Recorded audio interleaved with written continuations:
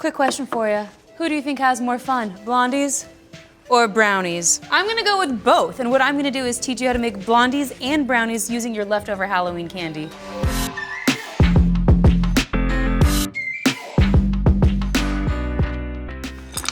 Oh yeah, so you're gonna take your candy, whatever you have left over, your chocolate bars, candy corns, and you're just gonna chop it up. But for the sake of time, we're gonna use a little TV magic. I've got about a cup of chopped up candy right here. Now what I'm gonna do is put a little flour in it. This helps it stay suspended in the batter and to make sure it doesn't just melt down into one big glob. I'm going to take my dry ingredients, which is flour, McCormick cinnamon, and baking powder. Mix it up, beautiful. In a bigger bowl, you're gonna mix your wet ingredients. Brown sugar, McCormick vanilla, because it is a blondie, melted butter, and egg yolk. You're gonna mix all of this together. Now this is gonna be a super stiff batter, relatively speaking. Don't add more wet ingredients, don't worry about it, it's supposed to be this way. You're gonna add your dry ingredients slowly. Now the whole purpose of this is for you to use your leftover Halloween candy, if you have leftover Halloween candy, and make something that's super fun to eat and you can just throw into a mug and kind of enjoy while you're watching a movie or hanging out with your kids, or your cat, whatever, no judgments. Now that your blondie dough or batter is about ready, you can go ahead and add in all that candy. Just make sure that you've shaken off the excess flour. We just want a little bit.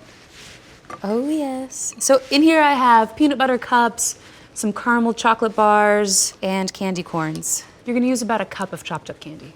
I would not recommend using gummy bears. Learned that lesson the hard way. Not good. You're gonna mix this back up. Now personally, I think it's easier to use your hands. Take your mugs. Now I sprayed these mugs on the inside with a little bit of cooking spray, just to make sure that it doesn't stick and I can get every last bite. You're gonna put about a palm's worth into each mug, and then you're gonna push it all the way down. Preheat your oven to 350 degrees, 25 minutes or so. Keep an eye at 20 minutes. You can do a toothpick check to make sure the dough is totally cooked all the way through. If you don't think blondies have more fun and you like the brownie, I'm gonna show you how to make a super simple brownie batter that you can eat if you're pregnant, if you wanna eat it raw, if you have cookie dough cravings like I do. This is kind of the best of both worlds. So you're gonna take some softened butter, package or so of softened cream cheese, peanut butter, oh yes, and a little McCormick vanilla extract.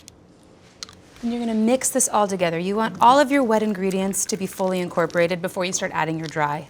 Now that this is totally mixed, we're gonna start incorporating our dry ingredients. Confectioner sugar, if you don't have this in your cupboard, no big deal. A little cornstarch, a lot of granulated sugar in the blender, kapow. Some brown sugar, cocoa powder, which is of course what makes it a brownie, not a blondie. Then you're gonna slowly incorporate all of this. Can you see how magical this looks already? The best part about this brownie batter is it freezes well, it refrigerates well, and you can eat it without cooking it. For all of the people out there that need instant gratification, this is your game.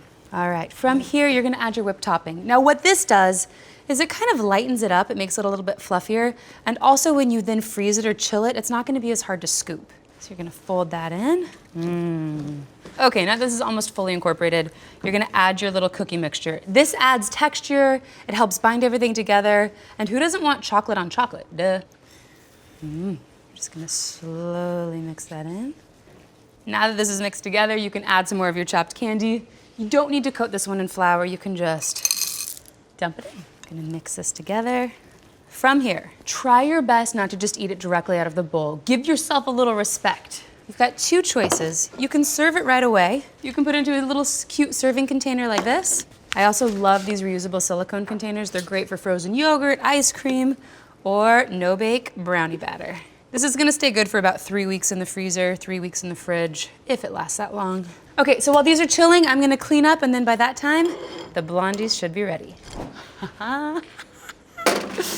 Okay, so whether you like it blondie or brownie, hot or cold, this is no trick. This is definitely a treat. So if you want, you can scoop so easily this deliciously chilled, no-bake brownie, either right into a little bowl or, into your mouth.